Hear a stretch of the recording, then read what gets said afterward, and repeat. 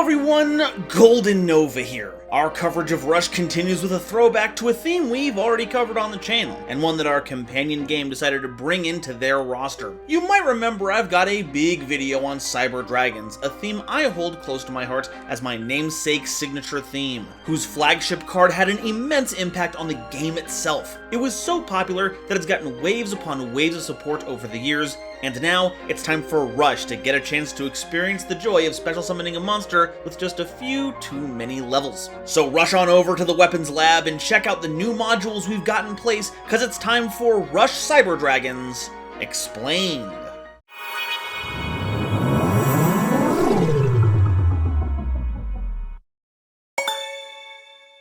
Today's episode is possible thanks to viewers like you, as well as my patrons. If you like what I do here, I would super appreciate it if you'd subscribe to help us reach another wonderful milestone video. And if you want to support me directly while getting some awesome benefits, check out the link to my Patreon in the description below.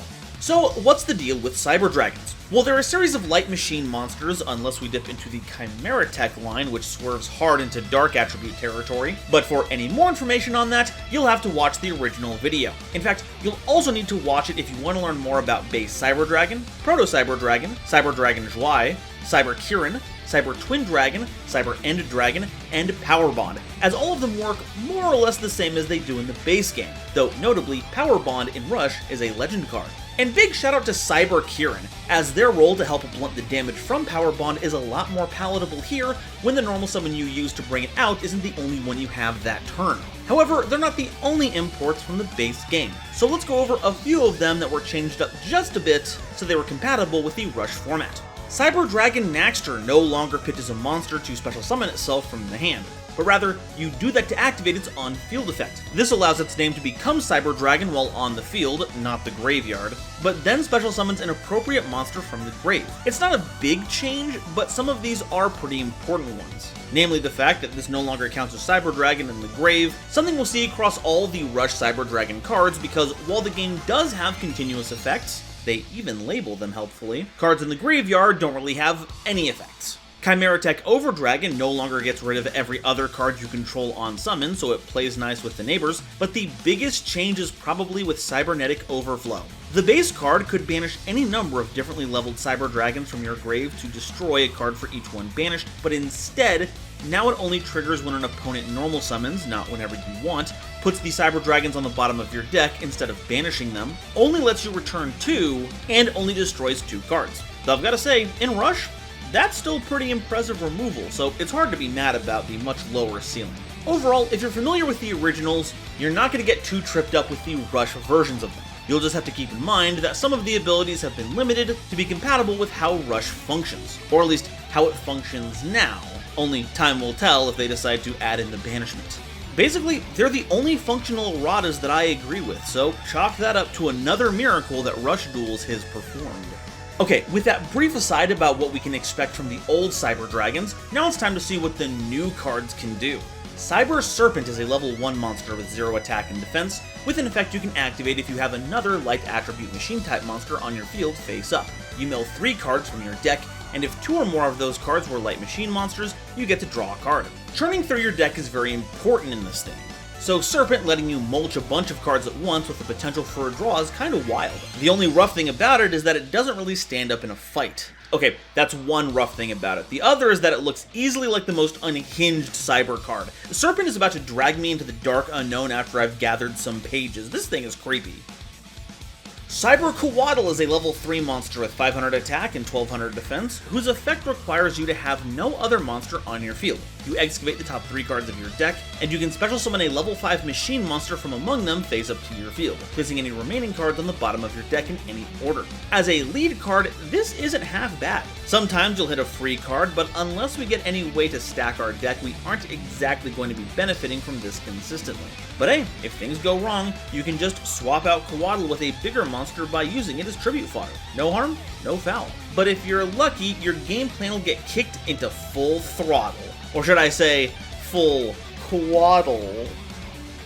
Cyber Basilisk is a level 4 monster with 1000 attack and 1300 defense, whose effect requires you to have a level 5 or higher machine monster face up on your field. This effect has you choosing a face up monster on your opponent's field and changing it to face down defense position. Then, if you control a face up level 8 or higher machine type fusion monster, you can destroy the chosen monster.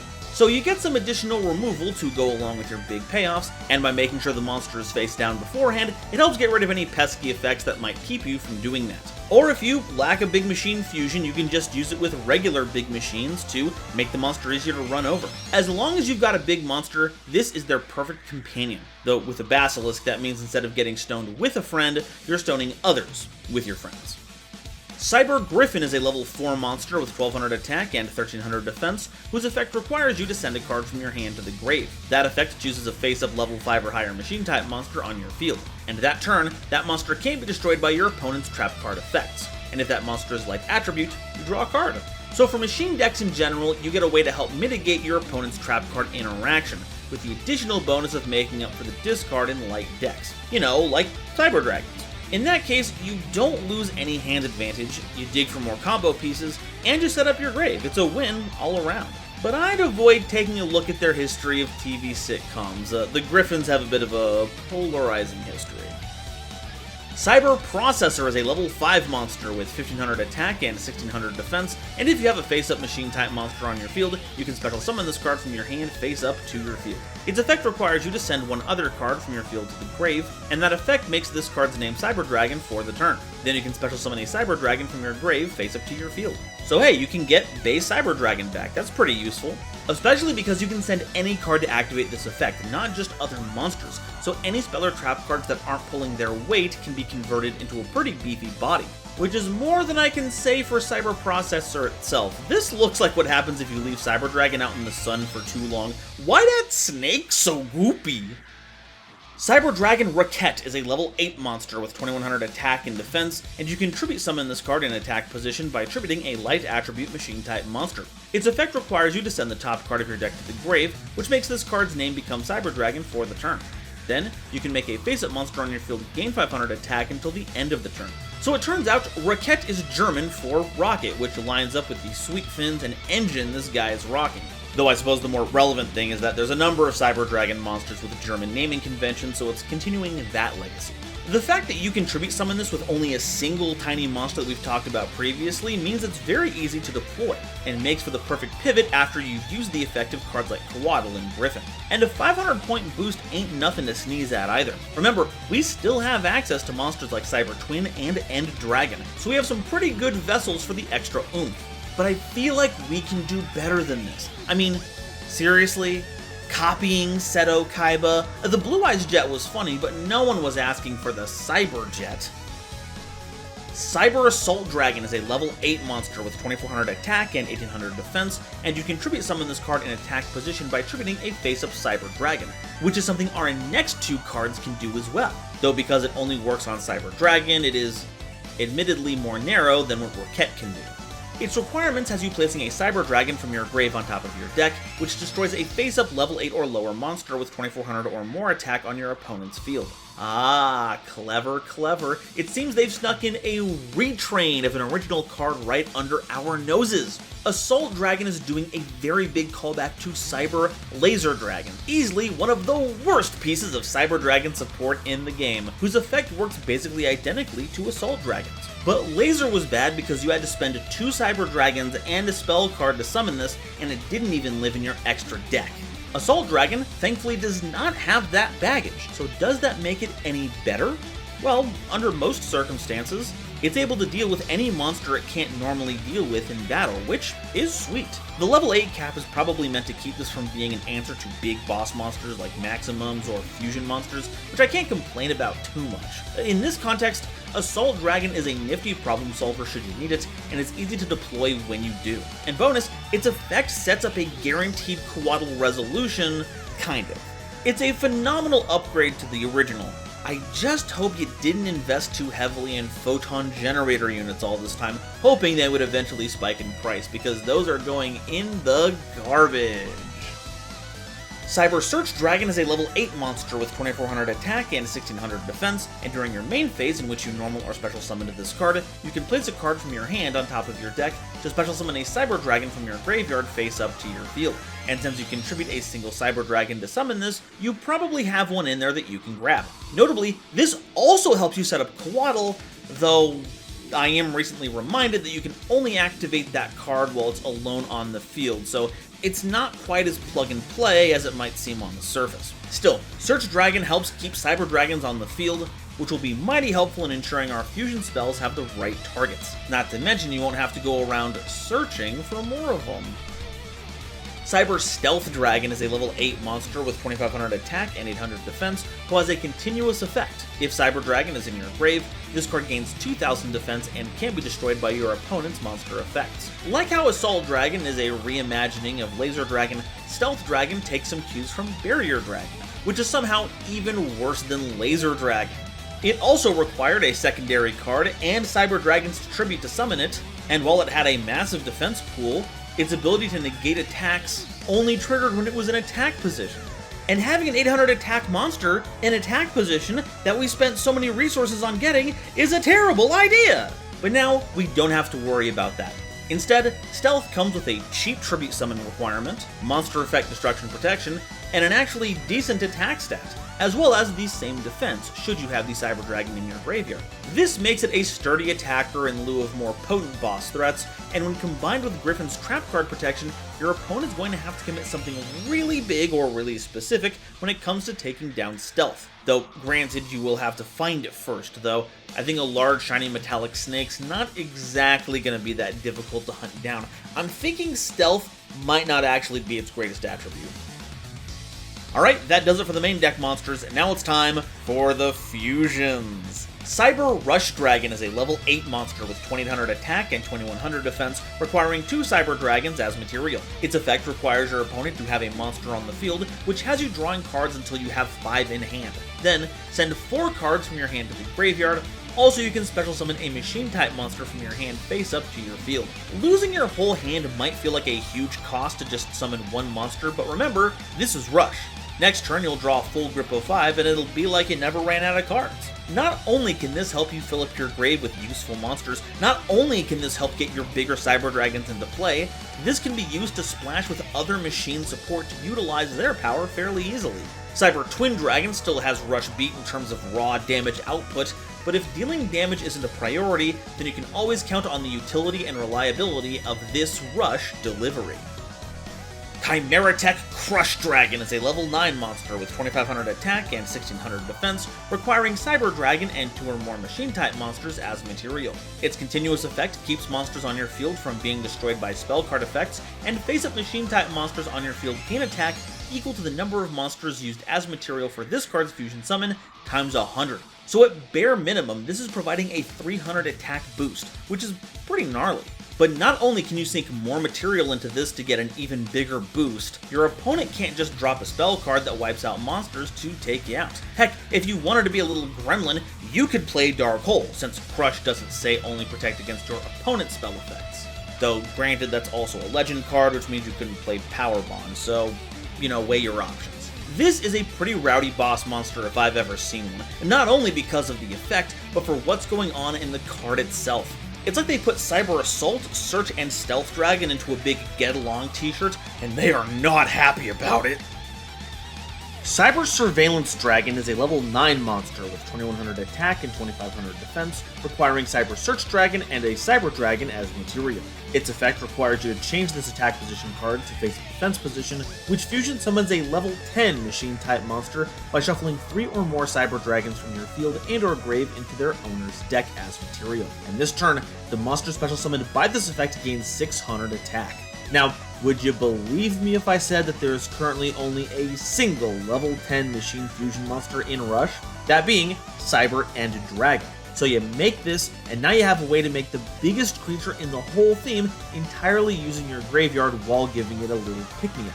Hey, it's got piercing. Any extra damage is going to go through, so we might as well enjoy it. But it sure isn't making any friends while doing so. Like, why do you need all that surveillance gear? Cyber Tactical Dragon is a level 9 monster with 3200 attack and 2100 defense, requiring Cyber Assault Dragon and Cyber Dragon as material. Its effect requires you to shuffle 2 light attribute machine type monsters from your grave into the deck, which destroys up to 2 face-up monsters on your opponent's field, whose total attack is less than or equal to this card's attack. And hey, both the fusion materials for this monster are light attribute machine types. How crazy is that? So where Assault checked for monsters bigger than it, Tactical looks for things smaller than it, which means that any effect that amps up the power of Tactical Dragon increases the number of viable targets we can take out, especially because we have to put those 2 monsters together to make them underneath that 3200 attack limit. We're not exactly taking out 2 boss-sized monsters by themselves. Though, with enough boosts, you might even be able to destroy certain maximum monsters. And wouldn't that be swell?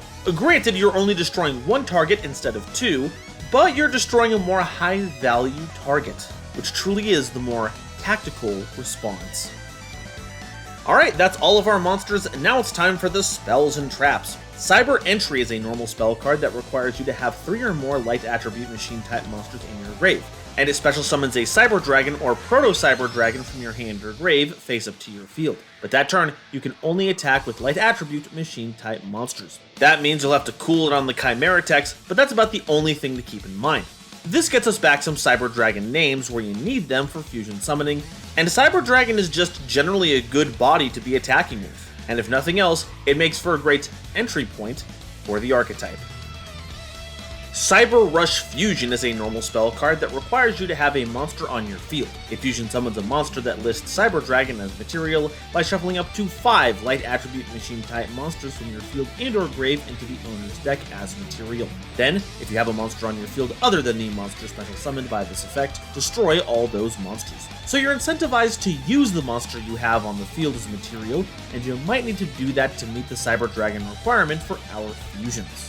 But yeah, this card is about as nutty as it gets. A Chimera Tech Crush can benefit from that greatly by using all 5 of those material slots to get really goofy with the attack boost, though it's gonna be much more geared towards working with the new fusions and not our old existing imports. I don't expect Cyber End Dragon will be summoned off this many times, since you will need to have 3 original Cyber Dragons in rotation, but admittedly, a 5 material Chimera Tech Over Dragon is going to go bonkers. But just make sure you keep your ingredients and requirements in mind. You wouldn't want to mess up the recipe because you were rushing through it. Cyber Variation is a normal spell card that requires you to have 10 or more cards in your deck, and you place a light attribute machine type monster from your field on the bottom of your deck, which draws you 2 cards. But you can only special summon machine type monsters until the end of the turn. Hey, an archetypal draw 2 spell, reminiscent of the classic Cyber Valley. That's kinda neat. I mean, I guess it lets you cycle through cards, maybe get Coatl off the field before it gets trampled, but aside from that, it's just a draw spell. Nothing more, nothing less. Compared to other archetypal draw 2 spells, there isn't much variation. Evolution Rush Burst is a normal spell card that requires you to have a level 5 or higher machine monster face up on your field, and to shuffle 5 light attribute machine type monsters from your grave into your deck to destroy 1 card on your opponent's field. That seems like a lot of hoops for a simple effect, but I have to remember that this is Rush. Not only is unconditional removal a powerful rarity, we have plenty of ways to vent a lot of monsters into the grave, so this actually works out pretty swimmingly. And think of the recycling, that's going to be really good for the environment. Not only are you taking out your own trash, you're taking out the trash that is your opponent, so it's environmentally conscious and provides you with some mental warfare. Fun! Multiple Adapter Unit is a normal trap card that you can activate when your opponent normal summons a monster, and you have to send a face-up level 5 or higher machine monster from your field to the grave. The effect changes that summoned monster to face-down defense position, then you can special summon either Cyber Assault Dragon or Cyber Stealth Dragon. Here it is, we've gone full circle with the terrible Cyber Dragon retrains. This is meant to emulate the cards that evolve into Laser or Barrier, but where those were bricky nonsense, this is a Book of Moon that can turbocharge your Cyber Dragons with extra power and effects. Heck, it even uses any level 5 or higher machine monster if any of those get splashed into your deck. And springing a Stealth Dragon on your opponent like that is going to be a big roadblock for him, and will probably require them to at least commit to their battle phase to run over that 2800 defense. Because they ain't using monster effects to get rid of it, that's for sure. And you never have to worry about what plugs you run into while you're traveling. This card can adapt to anything. Alright, that's all the Cyber Dragon cards, but what do we do with them? Well, we're gonna need fusion spells and we're gonna need Cyber Dragons. So whatever cards we can wrangle up that help with either of those will provide us with the removal and power we need to close out the game. So what can we play to help them out? Thankfully, we've got a few pieces of really nifty machine support that we can lean on. Assault Cannon has a nifty debuff if you've got a field full of machines, and the spell card that bears its image, Barrage of Steel, is a way to get rid of spell and trap cards so you don't have to deal with them when you go into punch face. Joint Tech Joint may not be able to fusion summon our Cyber Dragon monsters, but it's fair game for our Chimera Techs, and comes with some position changing shenanigans to take full advantage of their power. For more ways to cycle through your cards, Crafter Drone pitches a machine in your hand to draw you a card, helping you to up your count in the grave while keeping your hand stocked up. But the undisputed champion of doing that is Card Trooper. If you don't mind using the legend slot for it, it can turn 3 cards into your grave to go up to 1900 attack, a stat most 1-tribute monsters would kill for. But here's the real kicker. Card Trooper draws you a card when it's destroyed in battle in the original TCG. Rush Card Trooper can send itself to the graveyard after you do the milling to draw you a card. So not only do you benefit from the draw sooner, it's now in the graveyard to be used as fusion material with Cyber Dragon Rush, so later on you can draw it again and do the whole thing over. As for a silly tech pick, for a deck that banks a lot on punching with big monsters, we lack a lot of piercing options, and I don't like that End Dragon is the only one that gets to have fun with it. So let's spread the love by dipping back into the Joint Tech toolbox with Joint Tech Rush Horn. You can equip it to any face-up machine monster you control, giving it a sweet 300 attack boost, and lets it deal piercing battle damage. Cyber Twin Dragon becomes an absolute truck, to say nothing of Over Dragon, or you can just put it on Crush Dragon to supplement its own attack boost for your field. But no matter how you use this, when this card is in play, your opponent's life points soon will not. And that's all I've got to say about the Rush Cyber Dragon cards. God, my jealousy for Rush continues to grow day by day. Cyber Rush Fusion fills a much needed gap in the fusion effect roster of Cyber Dragon. Cyber Rush Dragon itself has a killer effect to dig through your deck, and I wouldn't turn my nose up at Crush Dragon's spell protection and board boost. And you can do some nasty things with that by utilizing Overload Fusion. Hopefully we'll get to see some of these cards brought into the core game one of these days, but for now, I'm content with sending even more heinous threats from our game into theirs. I have noticed that Rush likes to make a lot of machine archetypes and, well, it would be a shame if some kind of fortress dragon showed up for a little meet and greet.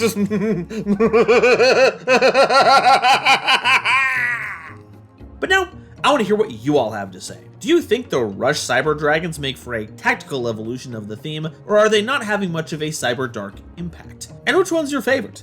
Personally, I've got to give it up for Tactical Dragon. This thing looks sick! Let me know your favorite down below, and if you haven't already, please be sure to like the video if you liked it. Subscribe so you don't miss an episode. Be sure to watch one of my videos in the sidebar to help me show up in your home screen, and be sure to share this video with somebody you know who loves Yu-Gi-Oh! It really does a lot to help me out.